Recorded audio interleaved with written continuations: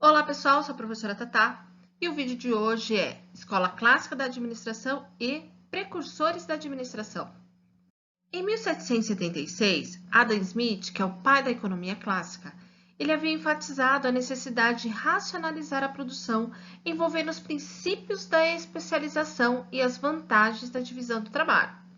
Enquanto isso, James Mill, ele sugeria a necessidade de medidas relacionadas com o estudo de tempos e movimentos, como meio de obter um incremento da produção na indústria da época.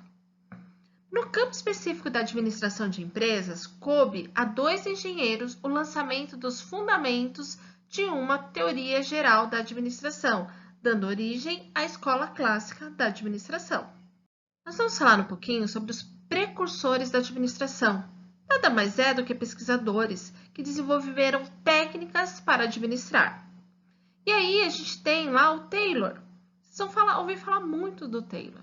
Ele era engenheiro mecânico e aí ele foi considerado o pai da administração científica, por propor uma utilização de métodos científicos cartesianos na administração de empresas. Ele desenvolveu a Escola da Administração Científica com o objetivo de aumentar a eficiência da indústria através da racionalização do trabalho. Taylor defendia 4 princípios. Primeiro, a ciência do trabalho no lugar do empirismo. O que é esse empirismo? Simplesmente é o conhecimento que resulta da própria experiência. É a investigação científica para avaliar a capacidade total de um dia de trabalho, permitindo que os chefes e operários estivessem cientes das suas capacidades. Ele também trouxe o princípio do desenvolvimento científico do empregado, que era para atingir níveis de remuneração, o empregado deve preencher certos requisitos de seleção. Já na combinação da ciência do trabalho versus seleção pessoal, os operários dispostos a aprender, mesmo que velhos hábitos se resistissem às inovações. Já a cooperação na administração versus empregado. Somente a cooperação permitirá a fixação de níveis de produção e de incentivos salariais. Taylor conseguia seus objetivos aplicando a padronização do trabalho para evitar desperdícios, treinamento e envolvimento da capacidade de produção do homem e da máquina, humanização funcional, evitando o antagonismo entre patrões e empregados, análise sistemática da produção, procurando sanar deficiências antes do aparecimento dos erros, a produção crescente para que os preços se tornassem mais acessíveis, a redução da fadiga, que é o cansaço, implicando na diminuição dos acidentes. Já o Fayol, que era um engenheiro e administrador francês, ele formulou uma teoria completa de gestão e definia as principais atividades do gestor dentro da organização. E aí nós temos lá planejar, organizar, o comandar, coordenar e controlar. Ele desenvolveu a escola clássica da administração, tendo em vista aumentar a eficiência da empresa através da organização e aplicação dos princípios da administração. Fayol defendia que em todas as empresas existiam 6 funções básicas. Dentro das funções criadoras de recurso, nós temos as funções técnicas, que está ligada à fabricação, produção e transformação. As funções comerciais, que está ligada à compra, troca e venda. As funções financeiras, obtenção e aplicação de recursos.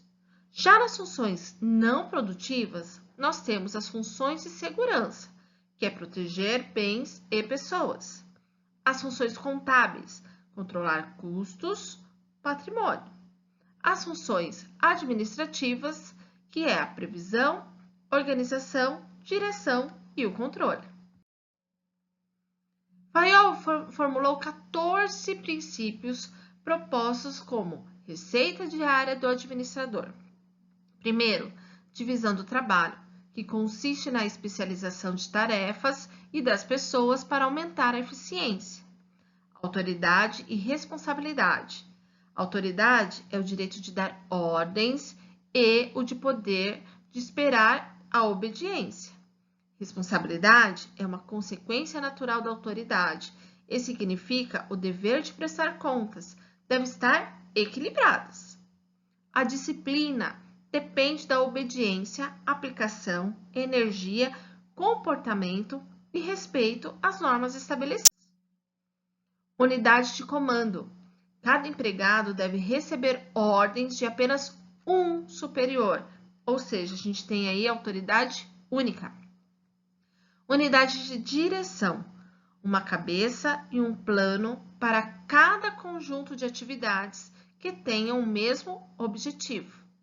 Subordinação dos interesses individuais aos interesses gerais. Os interesses gerais devem sobrepor aos interesses particulares. Remuneração pessoal. Deve haver justa e garantida satisfação para os empregados e para a organização em termos de retribuição. Centralização. Refere-se à concentração da autoridade no topo da hierarquia da organização. Cadeia escalar. É a linha de autoridade que vai do escalão mais alto ao mais baixo. Ordem. Um lugar para cada coisa e cada coisa em seu lugar. É a ordem material e humana. Equidade. Reconhecer o direito de cada um, com habilidade e justiça para alcançar a lealdade das pessoas. Estabilidade pessoal.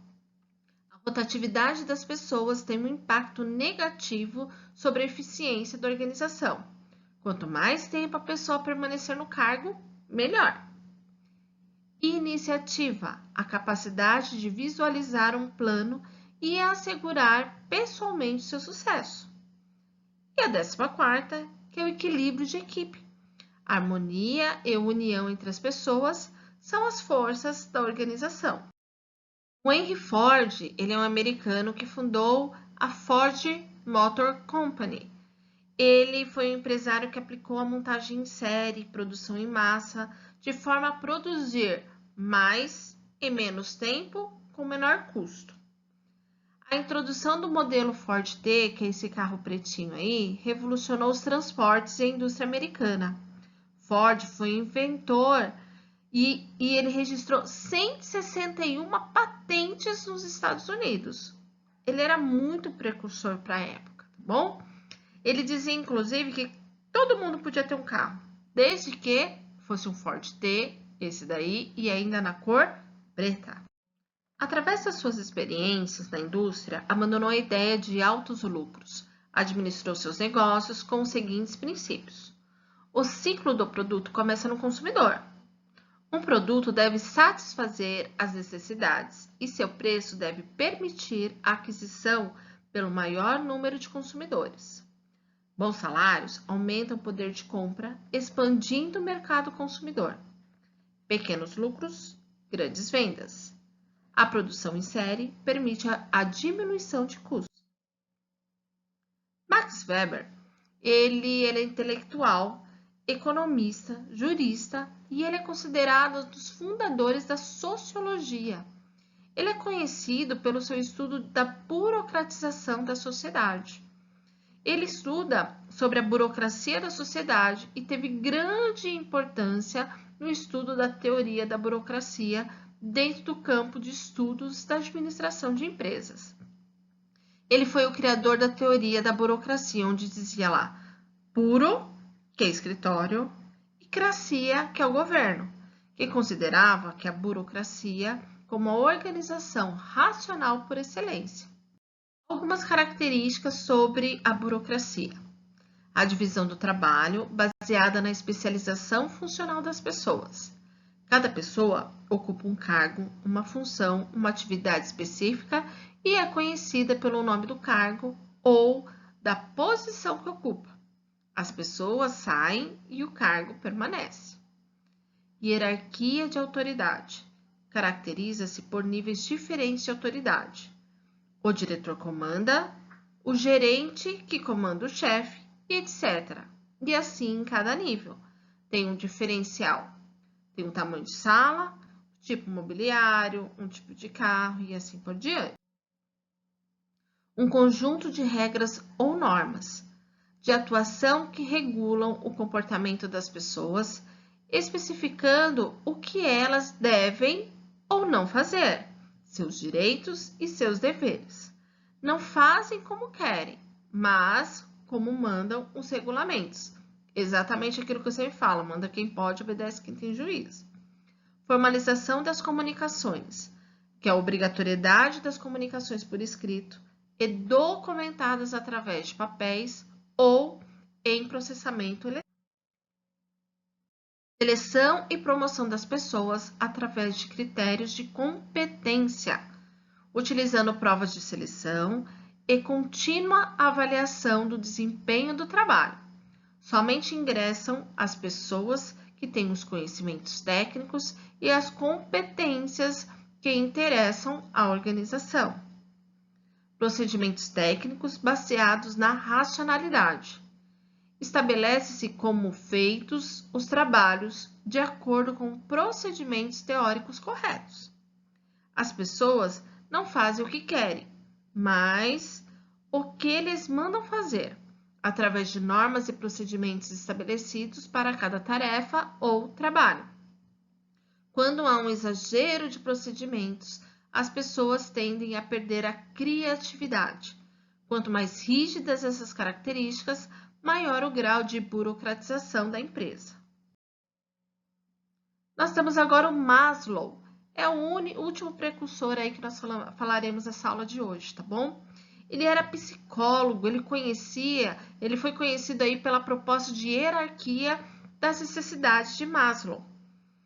Ele é uma divisão hierárquica das necessidades dos seres humanos, ou seja, uma escala de valores, e isso significa que no momento em que o indivíduo realiza uma necessidade, surge a outra em seu lugar, exigindo sempre que as pessoas busquem meios para satisfazê-la. Maslow define o conjunto de necessidades sendo 5. Necessidades fisiológicas são básicas, tais como fome, sede, sono, sexo, excreção, que é número 1 e número 2, tá bom, gente? As necessidades de segurança, que vão desde as simples necessidades de se sentir seguros dentro de uma casa, né, até as mais elaboradas em relação à segurança, como, por exemplo, um emprego estável, um plano de saúde, um seguro de vida. As necessidades sociais ou de amor, que é quando a gente tem afeição, o afeto, sentimentos, né, como pertencimento a um grupo ou fazer parte de um clube. Necessidade de estima, que são os status, o reconhecimento das nossas capacidades pessoais e o reconhecimento dos outros perante a nossa capacidade de adequação às funções que desempenhamos. Necessidade de autorrealização é quando o indivíduo procura tornar-se aquilo que ele pode ser. É nesse último patamar da pirâmide de Maslow que consideramos que a pessoa tem que ser coerente com aquilo que é realidade, ou seja, aquilo que eu sou é aquilo que eu falo e é aquilo que eu faço. Temos que ser tudo o que somos capazes de ser e desenvolver os nossos potenciais. E essa é a famosa pirâmide de Maslow.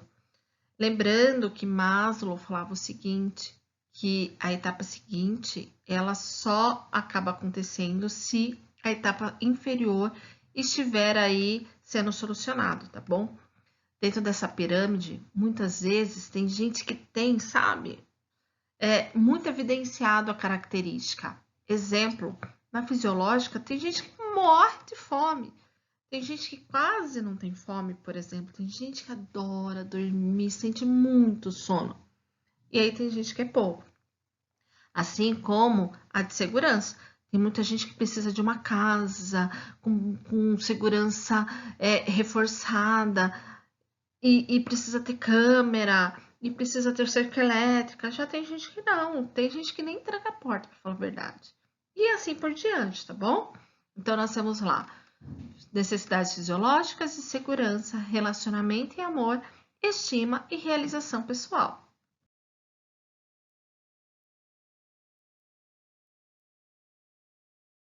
Nesse vídeo você viu a escola clássica da administração e os precursores da administração.